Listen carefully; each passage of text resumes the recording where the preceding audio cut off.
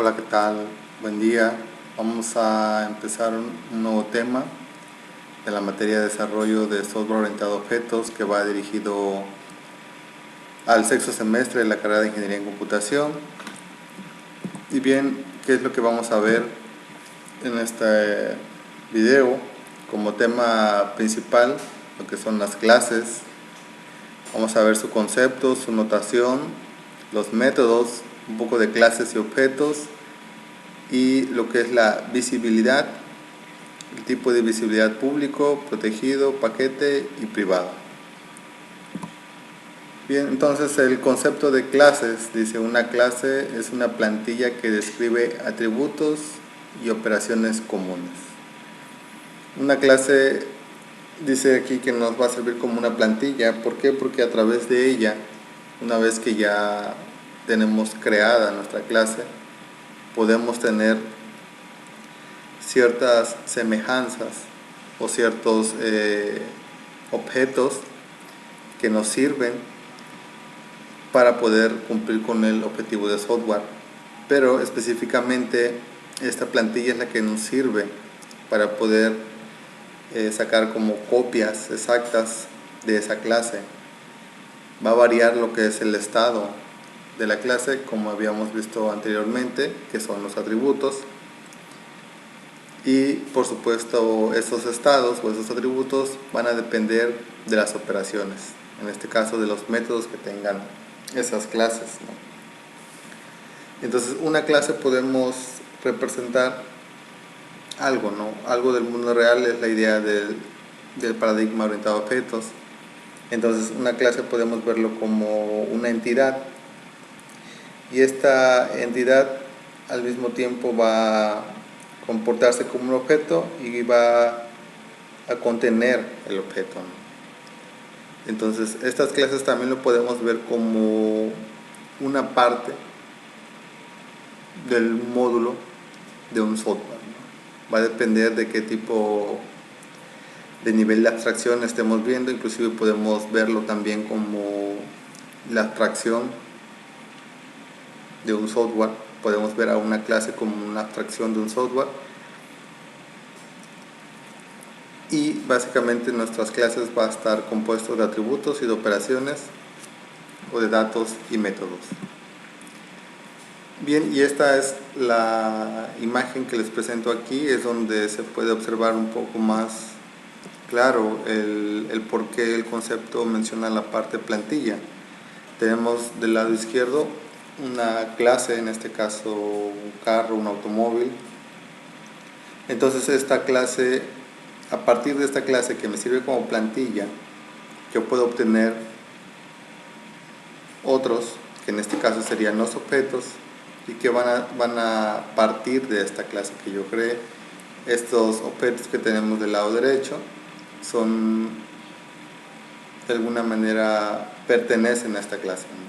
Es decir, que sabemos que un sistema orientado a objetos podemos definirlo como la interacción de muchos objetos, de objetos que están constantemente creándose y se están destruyendo. Entonces podemos ver, si de alguna manera pudiéramos mantener en ejecución un sistema orientado a objetos, y de alguna manera poder observar la parte donde se están creando y se están destruyendo, y observar todos esos objetos que existen, podríamos empezar a hacer una pequeña reunión o un conjunto de todos aquellos objetos que son similares, y aquellos objetos que son similares, es decir, que tengan los mismos atributos y los mismos métodos. Entonces decimos: estos 5 objetos son de esta clase. ¿Por qué? Porque la clase principal, la clase nos está funcionando como una plantilla. Entonces los demás objetos que se encuentren o que tengan características similares van a pertenecer a una clase, ¿no? Es decir, todos los objetos con las mismas propiedades o atributos y comportamientos van a ser instancias de una clase. Ahora bien, aquí en esta imagen lo que intentamos resaltar primero que nada es que como hemos visto anteriormente en un software orientado a objetos, los objetos y las clases son la parte fundamental. De un sistema orientado a objetos, podemos decir que su corazón es una clase. Al ser una clase, lo más importante de un sistema orientado a objetos, y que a través de estas clases nosotros derivamos de un diagrama de clases, entonces el diagrama de clases suele tener mucha importancia. De hecho, en el modelado a través de UML, uno de los diagramas más importantes es el diagrama de clases. Y esta es la respuesta del por qué el diagrama de clases es de los más importantes y de los más utilizados, porque en un sistema orientado a objetos, el corazón de este son las clases. Y por eso nuestros diagramas de clases van a ser de mucha importancia y son de los más utilizados, de los que constantemente estamos viendo en la mayoría de los documentos, y son los que más se van a utilizar. Ahora bien, la notación de una clase. La notación de una clase, si recordamos, es bastante parecida a la de un objeto. Aquí la diferencia entre la notación de un objeto en UML y la notación de una clase en UML es que la notación de una clase tiene 3 compartimientos. Es exactamente igual un rectángulo, con la diferencia de que tiene 3 compartimientos, ¿no? Tiene 3 partes diferentes. En la primera va el nombre, en la parte de abajo, en la parte posterior de abajo, van lo que son los atributos, y en la parte final de hasta abajo va lo que son las operaciones o métodos. En este caso, la notación de una clase, primero que nada recordemos que vamos a utilizar más o menos ya la misma convención que sabemos aquellos que programan orientado a objetos. La clase, el inicio de la letra tiene que ir en mayúscula, o se considera que debería de ir en mayúscula, ¿no? Para que podamos manejar esa convención todos. Y también en la parte de abajo, lo que son los atributos, si se dan cuenta, vemos del lado izquierdo, más adelante vamos a ver lo que es la visibilidad, van lo que es el nombre, puede ir el tipo y puede ir el valor. Al igual que en el objeto, aquí se respeta la misma regla de que si vamos a colocar los atributos, al menos tiene que ir el nombre, ¿sí? Lo que es el tipo y el valor son opcionales, pero el nombre tiene que, si colocamos la sección de atributos, tiene que ir al menos el nombre. En la parte de los métodos es lo mismo, tiene que ir al menos el nombre del método y por lo tanto la apertura y cierre de paréntesis. Las partes que son opcionales son los parámetros y su tipo de retorno si es que lo requieren, ¿no? Bien, aquí en la siguiente diapositiva lo que estamos observando son las diferentes formas en las que podemos representar una clase. ¿Y por qué tenemos diferentes formas? Podemos, por ejemplo, observar la primera, que es la que es algo de lo que mencionamos en la diapositiva anterior, en donde nada más podemos colocar el nombre. Es la única petición obligatoria que pide UML, que sería el nombre de la clase. Aquí es donde entra la parte de la pregunta que hicimos en el parcial pasado, de cómo diferenciar de una clase a un objeto. La principal característica es de que un objeto va a estar subrayado y una clase, si se dan cuenta, no está subrayada, ¿sí? Y esto porque podemos colocar solamente el nombre. De ahí tenemos diferentes opciones de cómo representar una clase. Podemos colocar su nombre y de ahí sus métodos. Podemos colocar su nombre y de ahí sus atributos. Den cuenta cómo en ambas, si colocamos atributos, está al menos el nombre. Si colocamos métodos, está al menos el nombre. Como sabemos que el del lado derecho son solo atributos porque no tiene la apertura y cierre de paréntesis. Si se dan cuenta, del lado izquierdo tiene apertura y cierre de paréntesis, por lo tal me está dando a entender de que estoy colocando solamente los métodos o las operaciones. Ahora, en la otra clase, si se dan cuenta, estamos colocando tanto atributos como métodos. Estamos colocando las dos opciones, los dos compartimentos que son opcionales. Y en la última imagen, en la parte inferior derecha, estamos colocando todos los elementos, o al menos la mayoría de los elementos que sí se pueden colocar. Estamos colocando la visibilidad, el nombre, su tipo, en el caso de los atributos. En el caso de los métodos estamos colocando igual su tipo de retorno y los parámetros que puede llegar a tener un método, ¿no? Aquí les estoy presentando las diferentes formas en las que podemos representar una clase, ¿sí? Y ustedes a lo mejor podrían preguntarse por qué UML permite este tipo de representaciones o esta forma de poder representar una clase. Va a depender del nivel de detalle o el nivel de abstracción o en el nivel que nos encontremos en el proceso de desarrollo de software de representar una clase.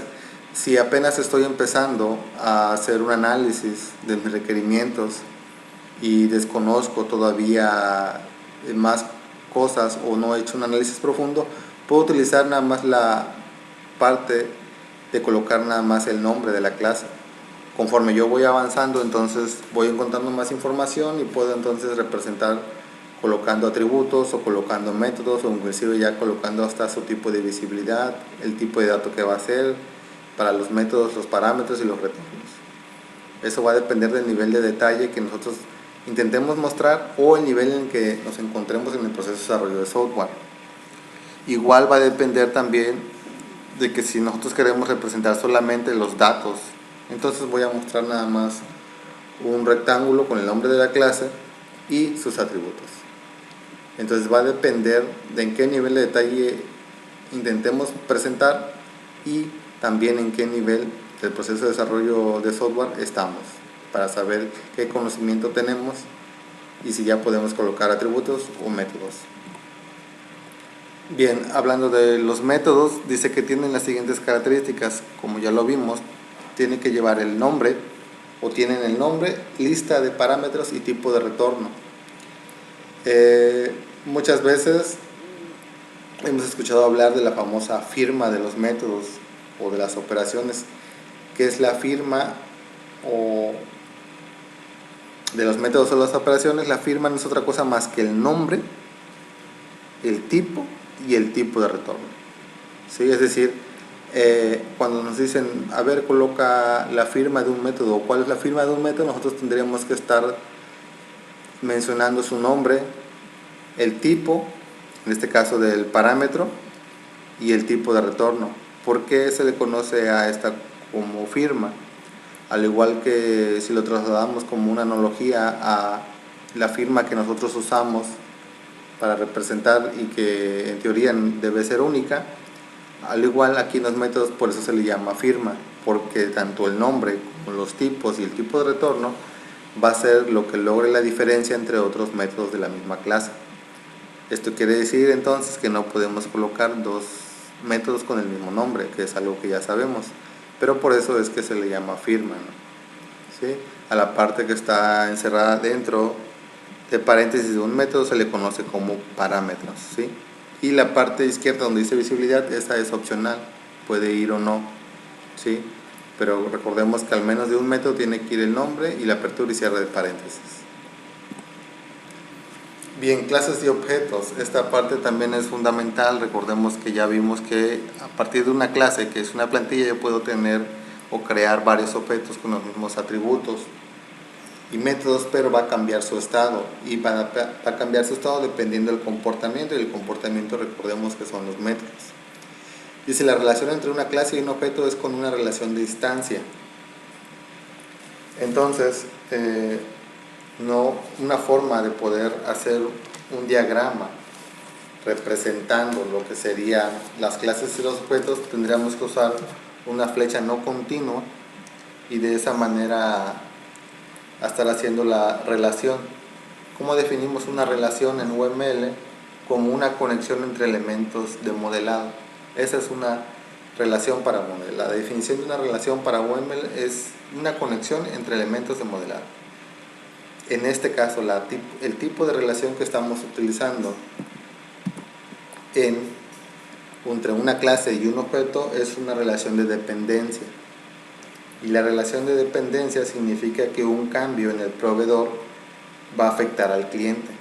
Más adelante vamos a ver de lleno todos los tipos de relaciones, pero esta es una relación de dependencia. Una relación de dependencia significa que un cambio en el proveedor afecta al cliente, ¿no? Y esto también ya lo hemos visto antes, que colocamos siempre el símbolo de menor 2 veces o el símbolo de mayor 2 veces, y dentro de ellos colocamos el nombre.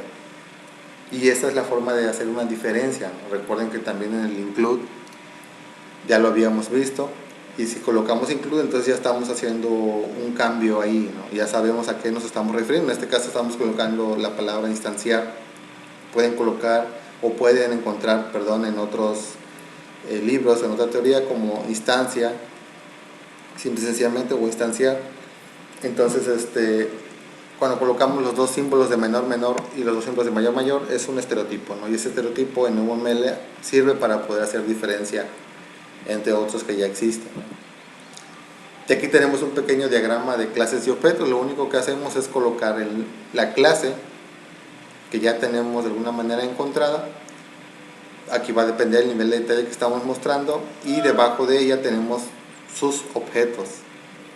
Entonces cada uno de estos objetos son instancias, ¿no? Por eso estamos colocando el estereotipo de instanciar. Si se dan cuenta, tienen prácticamente los mismos atributos. Tienen el atributo número, propietario y balance. El otro objeto, el de en medio, también tiene el mismo atributo, número, propietario y balance, y el último de la parte derecha también tiene los mismos atributos. Entonces estos 3 objetos son instancias de esta clase, que nos sirvió como una plantilla para poder crear estos objetos. Que la diferencia entre estos objetos, ¿cuál es? Su estado. Y su estado siempre va a cambiar dependiendo del comportamiento, en este caso los métodos. Dense cuenta aquí la cuestión del por qué, en la cual el compartimiento de los atributos solamente podemos, o al menos nos pide que si estamos colocando el compartimiento de atributos, obligatoriamente esté el nombre. No podríamos colocar nada más el tipo, porque entonces no tendría sentido. El tipo y valor no nos estaría sirviendo para nada. Tiene que ir al menos el nombre. Y de esta forma representamos un diagrama utilizando clases de objetos a través de la relación de dependencia, ¿sí? Una línea no continua, y dense en cuenta que la flecha está pegando a lo que sería el proveedor, ¿sí?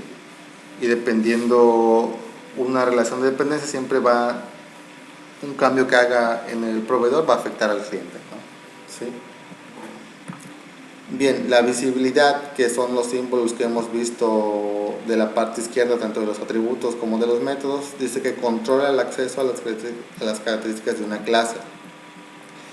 ¿Cuáles son los tipos de visibilidad que tenemos? Está el público, el protegido, el paquete y el privado. Y así como los estamos viendo aquí en este cuadro, del lado izquierdo, de izquierda a derecha, vamos a ir dándole significado a cada uno de ellos.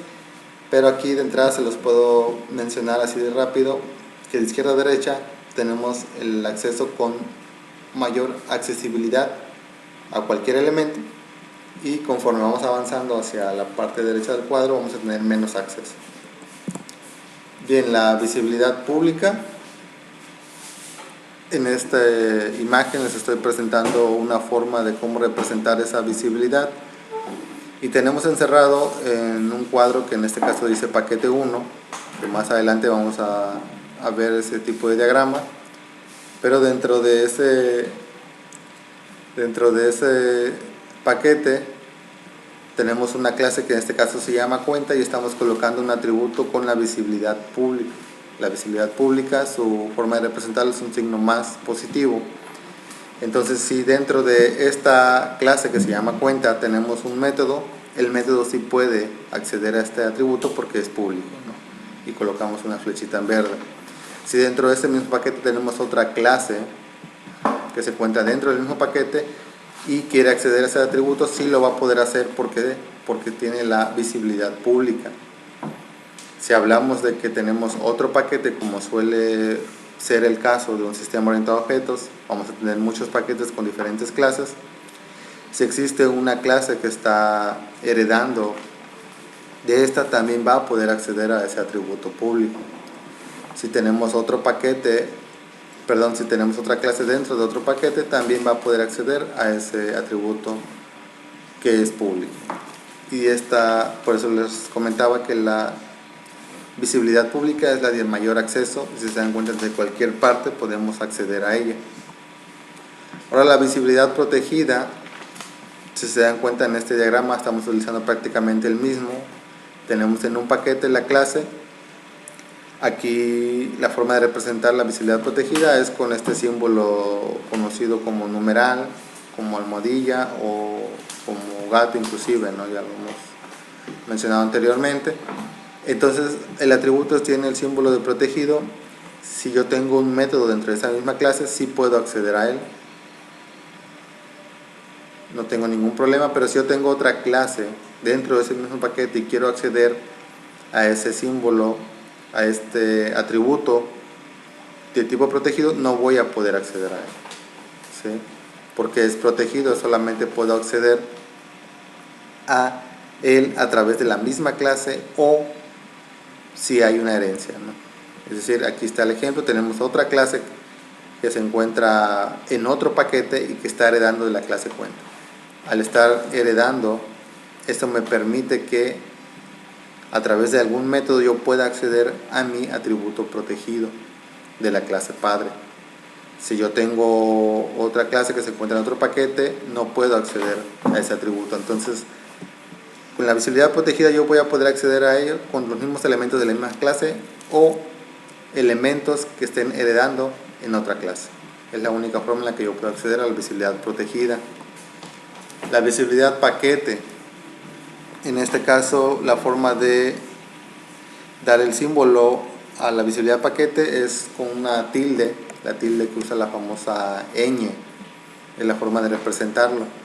Entonces, si yo tengo, en este caso lo estoy colocando en un método, pero recuerden, al igual que en los anteriores que ya vimos, la visibilidad puede ir tanto en los atributos como en los métodos, ¿sí? Solamente como referencia, como ejemplo, lo estoy colocando en los atributos. En este caso lo estoy colocando en un método para que recordemos que lo podemos utilizar en ambos, tanto en atributos como métodos. Ahora bien, si yo tengo un método que es de alguna manera con la visibilidad paquete, yo puedo acceder a él o puedo hacer uso de él dentro de la misma clase y otra clase que se encuentre dentro del mismo paquete. Voy a poder entrar o acceder a ese atributo o método que tenga la visibilidad paquete. Pero si yo estoy heredando, no voy a poder acceder a él, porque solamente se va a restringir específicamente a todas las clases que se encuentren dentro de ese paquete. Si yo tengo otro paquete con otro conjunto de clases, no voy a poder acceder, inclusive aunque se esté heredando, ¿sí? Aquí hacemos hincapié, aunque se esté heredando, no puedo acceder a él. ¿Por qué? Porque se encuentra en otro paquete. Y esa es la visibilidad tipo paquete. Ahora, la visibilidad con menor acceso es la visibilidad privada. La visibilidad privada es la que comúnmente hemos utilizado y se representa con un signo menos. Esto quiere decir que nada más voy a poder acceder, o solamente pueden acceder a él aquellos que se encuentren dentro de esa misma clase. Y es el caso que tenemos acá. Si encuentro otra clase que se encuentre dentro del mismo paquete, no puedo acceder a él. ¿Por qué? Porque los elementos con visibilidad privada solamente van a estar disponibles para todos los atributos y métodos que se encuentren dentro de esa misma clase. Inclusive aunque estén heredando, no puedo acceder a él. Aunque se encuentre en otro paquete, tampoco puedo acceder a él. Entonces, estos son los 4 tipos de visibilidad, que son los que utilizamos en una notación de una clase. ¿Y cuáles son las características de una buena clase? Existen diferentes características de una buena clase. Aquí hacemos un resumen nada más de cómo podemos determinar que estamos teniendo una buena clase, pero pueden existir muchas más. Dice, su nombre refleja su intención.